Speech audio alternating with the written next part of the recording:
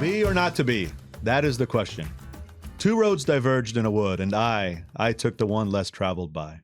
And that has made all the difference. Gather ye rosebuds while ye may. Shall I compare thee to a summer's day? She walks in beauty like the night. How do I love thee? Let me count the ways. I think that I shall never see a poem lovely as a tree. 'Tis better to have loved and lost than never to have loved at all. O captain, my captain, why does the caged bird sing? I am the master of my fate. I am the captain of my soul. Hello, friends, and welcome back to the Miami Book Hut. This is now episode 9, and I'm your lovely host, J. Adrian Betancourt. Poetry has given us some of the most memorable lines in the English language. So in honor of today's guest, I thought I'd begin with a small cento, a poem made entirely of famous lines from other poems. You probably recognize a bunch of them, if not all of them. Anyone who watched A Dead Poet Society, one of my favorite movies, certainly heard many of those mentioned. And today's guest is a poet, not just a poet, but Miami-Dade County's Poet Laureate, just named such in April, right? I believe April 1st. She is a colleague of mine at Miami-Dade County, where she was recently recognized as the mayor, as that Poet Laureate. Nicole Tallman, welcome to the program, and congratulations on your appointment. Is it an appointment, a recognition? What is it? It's an appointment. Wow. And thank you so much for having me, Javier. It's really a pleasure to be here. And I'm impressed that you started with a cento or cento, depending on your pronunciation, if you're going with the traditional. It's a really important form, I think, to be able to honor other people's work. So thank you for putting that together. That was beautiful. Okay, I'm going to have to make that a regular feature of the show here. I'll start with a poem. I've always loved poetry. And honestly, one of my favorite films is A Dead Poet Society. Not A Dead. I think it's just Dead Poet Society. Although, it's become controversial in recent years due to one of the subplots, but still a fantastic movie about poetry. Mm. And ever since then, I've loved poetry. I've dabbled in it. But while some of us dabble, some of us really take it very seriously, and have even published books on poetry and created programs around poetry. And so you're certainly one of those. Must be why you were recently named Poet Laureate. For those who may not know, what is the Poet Laureate program? The Poet Laureate program was created by Mayor Daniella Levine, Cava. The first Poet Laureate was Richard Blanco in 2022. And then the second one was Caridad, Moro-Gronlier, who was appointed in 2024, and I am the third Poet Laureate. And the program was created to help recognize poetry in Miami-Dade County, to serve as a sort of ambassador of sorts for the literary arts and poetry, and bring poetry closer to the people. And yeah. And what sorts of things do you do as the Poet Laureate to make that happen? I guess, like you said, you're bringing the poetry to the people through, name some of the types of programs or projects that facilitate that. In my particular capacity, I was the mayor's poetry ambassador starting in 2021. And then I helped support the poets who were Poet Laureates. So Richard Blanco had a program called, his signature project, we'll call it, was Miami's Favorite Poems. And then Caridad had a signature project called Generation 305. So I helped support their projects, in addition to doing some of my own Sonnet Crown projects for the mayor and residents of Miami-Dade County. And now that I'm the Poet Laureate, I've made it a point to try to find ways to make poetry more accessible to people. So I just launched 2, I'll call them more mini projects because they're not my signature projects quite yet. I'm working on something else. We can talk about that in a little bit, but one of them is called Songs for America. It's an official project in celebration of America's 250th. Very timely. Yeah, and it was 7 local poets writing sonnets in celebration of America in Miami-Dade County, and those can be found on our government poetry website, which is www.miamidade.gov/poetry. And then I just recently launched Miami Moves Me. That's right. And that, I think, is a cool way to bring poetry to people by placing poems on public transit. Yeah. I have to give a shout out to the Department of Transportation and Public Works for being open to this project, and Maria Boudet and Stacy Miller for being strong supporters of poetry as well, and helping me find ways. Maria actually came up with the name Miami Moves Me. I can't take credit. So thank you, Maria. Thank you if you're watching. Shout out. And I love that in particular because it bridges my 2 worlds, right? My world as a writer and a creative, and then my world working in transportation. And I take my material and I read them. and they're great. Well, thank you. So you curate those, you select? I do. Well, for the first tranche that we had, those poems were poems that were submitted through Caridad's Generation 305 project. I was trying to help her find a way to close out her project. I thought, what if we do something public art? So I chose a handful of sonnets that would work. Well, they're not all sonnets, actually. A handful of poems that would display well on the train screens because they're a certain size and the poems can't be too long. So that was from her Generation 305 project that I curated those. And then Songs for America will be coming up in July. Those were poems that I solicited. I reached out to 6 of my poet friends in the community and said, hey, would you be willing to write a poem in celebration in the form of a sonnet of both America and Miami-Dade County? I want some positive poetry to come out of this. And so we did that as part of the county's official. So it's like when the county commissions public art, and someone does it specifically for that purpose. Yeah, I've been soliciting, and we'll see where it goes. I mean, I'm open to things. I'm starting small because obviously there are other things that have to be displayed on the transit screens. I can't have just poetry. We have announcements and other things that are important for people. Stations. Yeah, no big deal. Yeah. But I love that the poetry is there because, listen, commuting can be stressful. Can be. And I also love that it forces you away from your own personal screen to actually look up and around you. And I see people doing it. I see people reading it. So it's a great project. Congratulations. I'm glad people are enjoying it. Thank you. Maybe I'll get my poem up there one day. You never know. I kind of know people. We'll see. So listen, we kind of just jumped right in, but let's take a step back. Okay. What in your mind is poetry? Because oh, wow. Writing is a very broad category. So what is it that makes a poem a poem? It doesn't have to rhyme necessarily. So it's not necessarily that it rhymes. So how would you define it? That's is it one of those things like you know it when you see it? Yes, but look, I don't want to necessarily be elitist with my definition of what a poem is, right? I think it can be open. I do believe there's a certain craft element involved. Sure. Rhyme in certain ways has fallen out of fashion, but I don't necessarily mind poems that rhyme. I think a poem should have a certain level of craft to it. What makes a poem, it's not just some rambling thoughts. There's a bit of structure depending on how much we want to get into the element of craft. It may or may not be in the form of a poem, of a form. Like a sonnet is a type of a poem, right? That's structured. There are people who write prose poems that are not necessarily lineated. They're just blocks of text. So all of those are valid forms of poetry. To me, it's a container of expression. Okay. And for me, it has a degree of music to it. For me to really enjoy it. Yeah. There are different tools we can use. Like anaphora is a term. It means repetition. Poets use different tools in their toolbox, I think, to create poems. Can anything be a poem? I mean, maybe, but I do like to hear a little bit. For me, a poem that resonates. Let me put it that way, because again, I don't want to be elitist with my definition, but a poem that resonates has a certain sonic quality to it, and I hear those little tools here and there. Maybe a little, slant rhyme, even if it's not direct, like end rhyme or inner rhyme, but some sort of musicality to it. Yeah, I agree. And there's a lot of similarity between music and poetry. Music is essentially poetry set to musical notes. I mean, in a way, right? The lyrics are in many ways, I think so. Poetry. Yeah. I mean, a lot of people have different definitions of poetry, but for me, it does have a sort of sonic quality, and I feel like it should make me feel something. I mean, regardless of whether or not I understand it. There are poems, and it's a poem because it just makes me feel a certain way. Right. It's not the same as fiction. It's a container. That's important too. I think that it fits within a certain container, right? A poem. I mean, there are book length poems. Yeah. I've seen it, but the difference between a short story and a poem. I think by the container that it's in and how it sounds to the ear and how it makes you feel.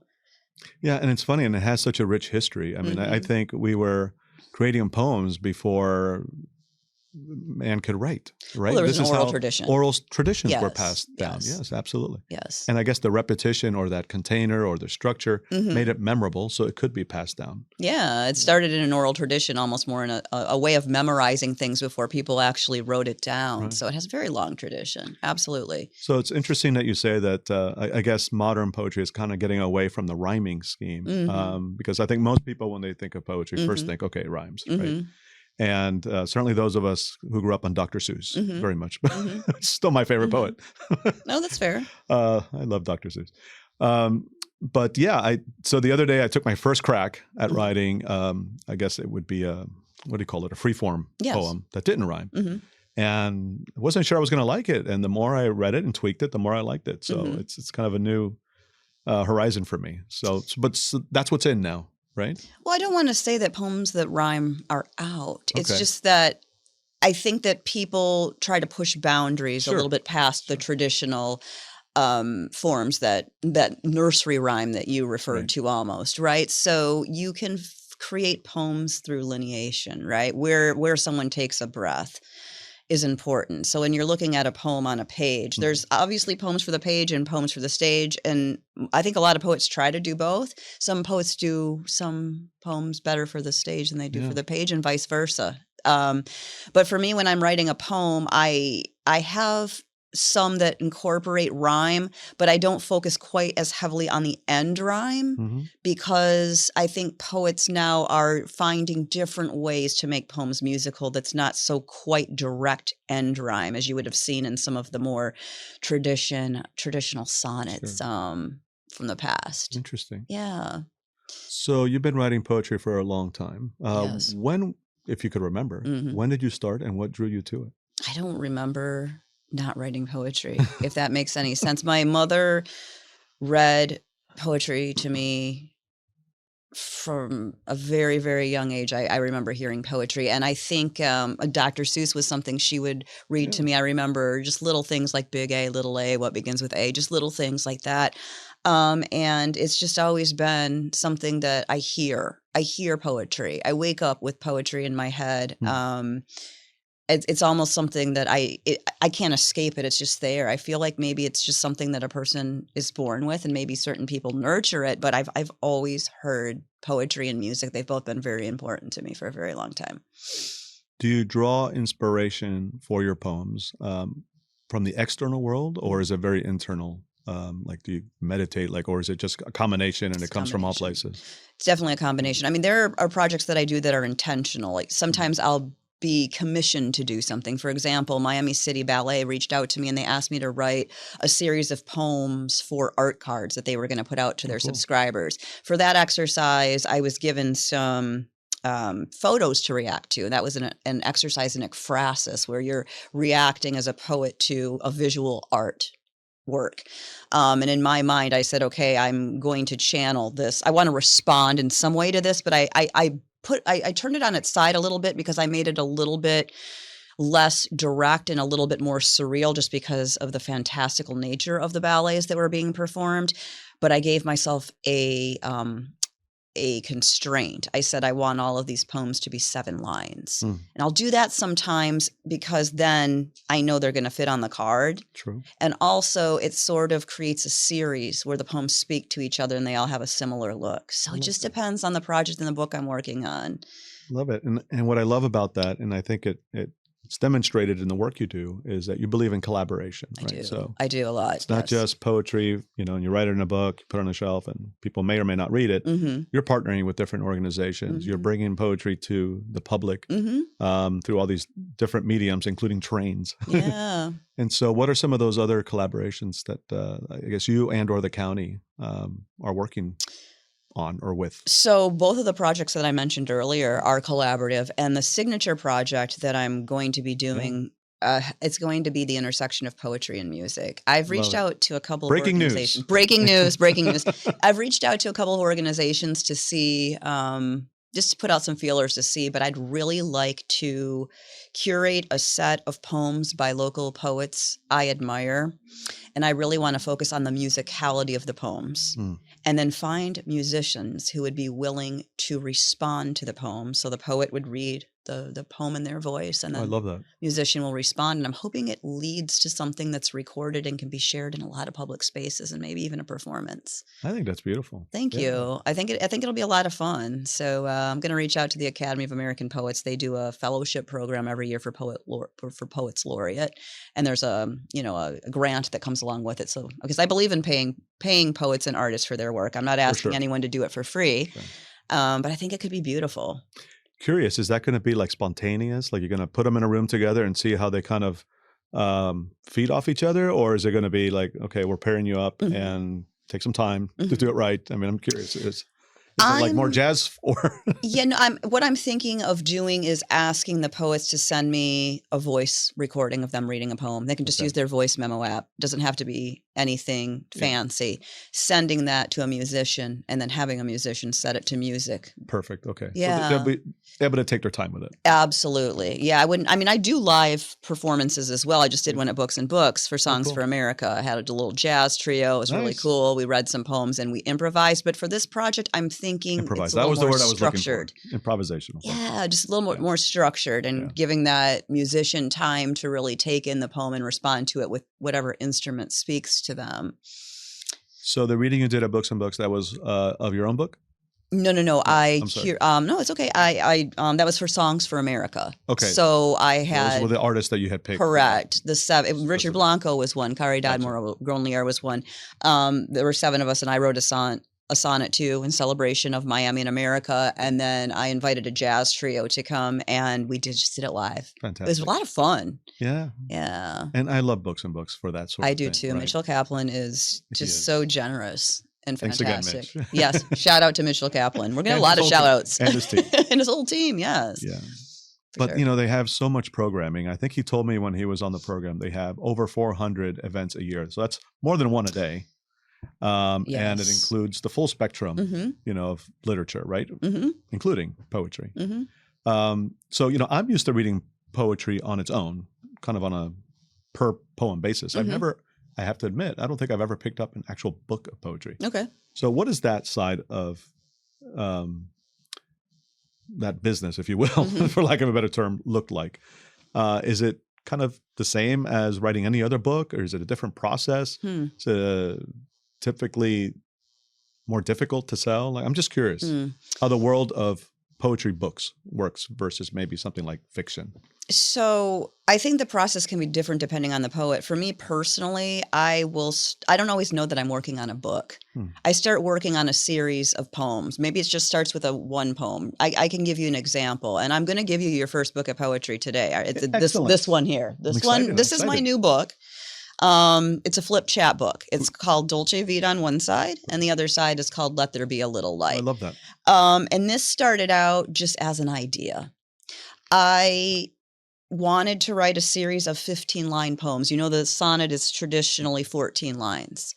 I wanted to do it as 15 lines. I wanted to add an extra line, and I wanted them to be almost like diary entries. So I wrote this series of poems, and then I started sending them out one by one, and they started getting picked up, and I thought, okay, this might have some legs. Maybe I should turn this into something. But then, to answer your question about how do books work, so there are, a handful of these, right? It's 19 total. Is that enough? I'm sorry, 18 total. Is that enough to make a book? Not really. It's enough to make a chapbook, maybe, but even then that's considered a micro chap. And publishers are always thinking about what's going to sell. They need to stay afloat, right? So I said, okay, I could do you usually need about 40 poems or 40 pieces, right? To put together a full-length collection at a minimum, I'd say. But for some reason, I felt like the number I had was perfect and I didn't want to stretch it. So then I said, you know what? I want to do another exercise. And that was this light series where I decided to channel my favorite poet of the deceased poets, Sylvia Plath. And I decided to write 10-line poems that were in response to colors of light. And I wrote them between the hours of 5 and 7 a.m. Sounds about right, yeah. On my iPhone starting. But the point is that I knew that I needed to fill a certain page count in order to get a publisher to pick this up, right? This is an experimental chapbook because it's, like I said, 2-in-1. And I started sending it out to different publishers. And truth be told, I didn't get a lot of yeses right away just because of the experimental nature of it. A lot of them said, I'd be willing to take it, love your work, but can you do 40 of the Dolce Vita style, or could you do 40 of the light style? And I said, no. I don't want to. This is what I want to sell. I don't know why, but this is where my head is right now. And I finally found a publisher called Bottle Cap Press. and they were willing to do. They actually specialize in chapbooks, which chapbook is like a mini book, right? And they loved it. But the challenge was, I said I want it to be 2-in-1, and they hadn't done one of those before. And they said, well, we'll try it out and we'll see how it does. It's been doing pretty well, I have to say. Yeah, but it's different from fiction, just to use another form, or a novel, in the sense that I think a lot of times when people are trying to get a novel picked up by a publisher, you're querying, right? I didn't do a query. I started sending it out through contests. There are contests, but then I also just submitted it to various publishers who do open calls. Okay. So I sent it to a few contests, but again, I think the format of it was a little challenging for people. Then I started doing open calls. Bottle Cap had an open call. They were looking for new chapbooks, and I submitted it, and it got picked up there. I love that you could go directly to the publisher and skip the whole literary. You can. Nothing against literary agents, but it's just an additional step in the process when you're writing fiction. So are the publishers who publish these types of books typically focused on poetry, or is it just one of? It depends probably on the publisher. It depends on the publisher. I think that Bottle Cap tends to publish a lot of poetry. I'm actually an editor for a press called Jackleg Press. It's out of DC. It's a smaller independent press. They publish poetry, creative nonfiction, fiction. So a lot of the smaller independent presses, one press I really love is called Copper Canyon. If we're talking about just poetry presses, they only publish poetry, anthologies, etc. Grey Wolf is another independent press I really love. They do fiction as well as poetry. But yeah, I mean, to your point earlier, there isn't always a lot of money in poetry, so it's kind of a labor of love. Yeah. It's but for the poet and the publisher, for both. Yeah. You're lucky if you make a couple dollars off each book that you sell, but I'm not doing it for the money. I'm doing it because I love it. So is anyone publishing poetry here locally in the South Florida area that you know of? There used to be a press called Highlight that was affiliated with Miami. They do some anthologies, and they do some chaps in partnership with Cava, which is an African-American focused organization. JJ, who you had on here. On the Jitney, has a press. Mango Publishing. Mango. My friend Yadira, who's at Miami now, used to work for them. I'm not quite clear on where they are. There aren't, unfortunately, a whole lot of Miami-based presses. That's been something I've been contemplating for a while. Maybe we need some kind of publishing incubator here in Miami. If anybody wants to help us with funding, that's why I'm looking directly at the camera right now. Maybe we're on to something. Maybe we could do it. We could. You don't have Ken Griffin's phone number? We'll give him a quick buzz. No comment. So listen, you have this lovely book in your hand, so let's have you read something from it, or your other book, because I think you brought another one. Well, that was the novel, just in case we wanted to talk. We were talking collaboration. I'll read a little poem for you. So as I was saying earlier, these are all 15-line poems, and I wrote these as diary entries, and this one in particular, I feel, is rooted in Miami. And the first line of each poem is the title. And this one is called I Finished the Lover and We Take a Walk. And for those who don't know, The Lover is a book by a French author called Marguerite Duras, who unfortunately is no longer with us. I finished the lover and we take a walk. We head toward the new food court that just opened. The sun sends us to the other side of the street. We pass by a building with a balcony bleeding bougainvillea. The old city peeks through the reconstruction. An ad for perfume, leather, a liquor long ago expired. People pack the lobby like vultures on a carcass. A girl takes a selfie next to the bar in the center. Everything is silver, blue, and glass. The smell of roasted tomatoes leads us to Cicchetti. We order Prosecco and tapas, served on small wooden plates. I like watching the man at the oven who makes our food. How he moves, like pleasure, is his only concern. So I think you noticed there that there wasn't necessarily a whole lot of rhyme. Right. But there's a cadence to it. Cadence, repetition, a liquor long ago expired. You hear the repetition of the L sounds. the other side of this book, Let There Be a Little Light, this is the side where I actually did employ a little rhyme. And I'll read a short poem. These are just 10 lines. You'll hear a little bit more of a rhyme scheme here. This one's called Look at the Rain Through the Castle. Look at the rain through the castle. Nothing is stranger than air. Here we go again, drinking rosewater. I shut the door, but the light filters there. The light on the wheel is a centipede. The spokes are the strands of its hair. The lake holds the secrets of summer. 2 girls named Indigo once drowned on a dare. Their dull skulls scrape my tongue like rock candy. I taste their names like blue violets on air. So you hear the musicality to it a little bit more, right? And that's one of the things that I wanted to do with this book is have this side that sort of resurrects the rhyme that has gone a little out of fashion, especially end rhyme, and then have this more sort of, so this is kind of more like the dream surreal, and this is more like the lyrical diary. Gotcha. Day to day. A little bit of a yin yang. Yeah, that was intentional. So yeah, I love it. Yeah, that was this is fun to write. I really enjoyed writing this book a lot because I didn't put too much pressure on myself to meet that 40-page minimum. Yeah. That's usually required for a full length. Most of my books are full lengths. In fact, this is the only one that's not. So I really enjoyed that experimental aspect of it, and being able to have the two sides that explore different aspects of. Well, I'm looking forward to reading it. So thank you. That's your copy. I'm going to sign it for you later. You got to sign it. Yeah, absolutely. I mean, I see that you have a bookshelf here, Javier. So we got to help you fill it up. I'm not going to pretend that they're mine, but well, sure. Hey, they wouldn't mind if I borrowed one or two. Yeah. So what is the other book? So the other book, you were asking me about collaboration. Yes. So this was a little bit of a wild experiment that I decided to do. There's a press called 30 West Publishing out of Philadelphia, and they decided to do an experiment where they reached out to writers and asked, would you be willing to write a novel in 30 days? But it gets better. Not only write a novel in 30 days, but write a novel with 2 other people. Okay. In my case, I was paired up with 2 people I had never met. One lived in Los Angeles and one lived in Nigeria. Wow. We had 30 days to write a book. And I was able to choose the genre. I wanted horror. So I wrote this book. How very Mary Shelley of you. Right? I think that's about how long it took her to write it, if not less. It was an intense assignment. So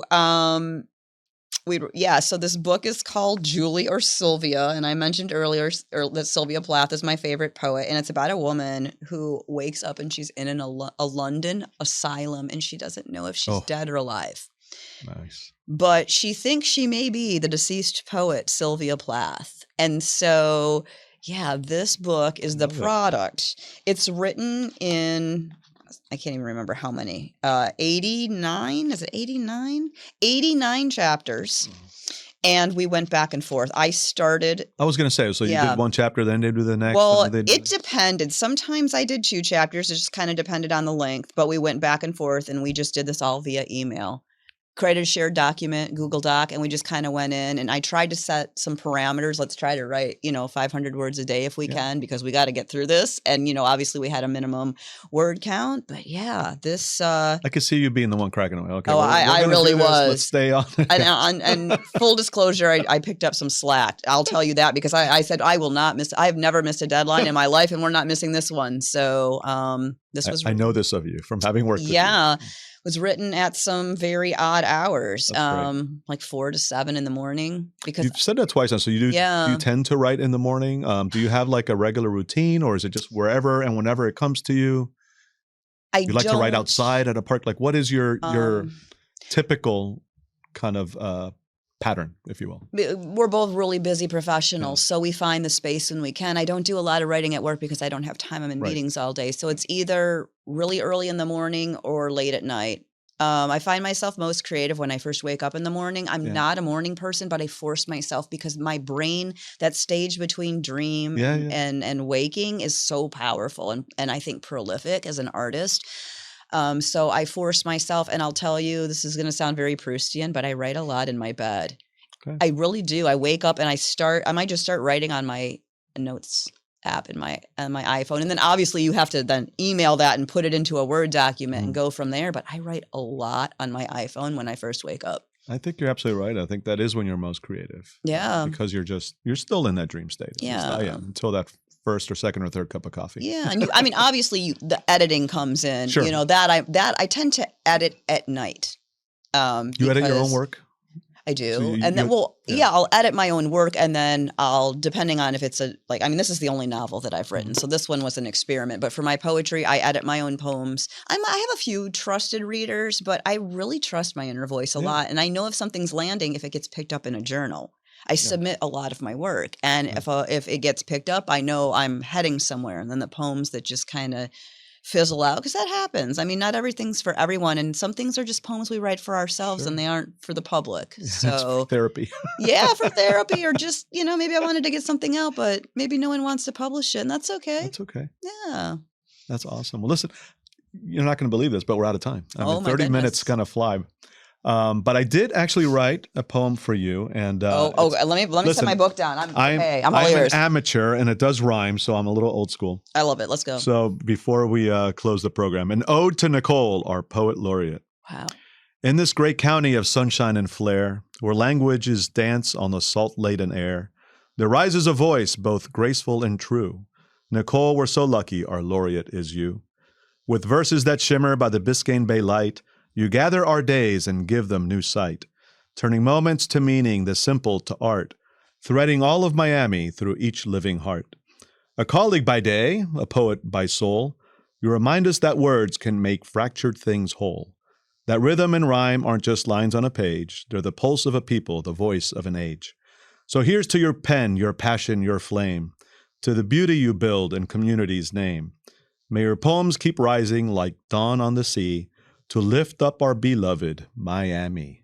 Wow. Boom, right there. That's going to go in your next book. Somebody put this on a train, okay? I love it. Yes, let's put it on a train. I love it. No one's ever written, well, I shouldn't say no one. There was that boyfriend in college. I was going to say, in adult life, I don't think anyone has ever written me an ode. So thank you. Thank you, Javier. This is really good. And look, you really maximized the page. I'm impressed. Nice quatrains. I think we're on to something. I appreciate it. Let's stop there before you start critiquing. That's good. Thank you, Javier. Thank you for your time. No, thank you. Thank you for being here. Thank you for all you're doing on behalf of the county to, support and celebrate Miami's literary community, specifically poets. We didn't even we'll have to have you back because we didn't talk about a lot of the other poets in Miami. So stay tuned for the next episode of the Poetry Book Hub with Nicole Tallman. But folks, that is all the time we have here on the Miami Book Hub. I want to thank my guest again. I want to thank Miami's community newspapers and Emily back there behind the screens for producing the program. I want to thank you, the viewers, for tuning in. Please like, please share, please continue to tune in. We have some great guests lined up over the next several weeks. In the meantime, keep reading, keep writing, and stay curious, Miami.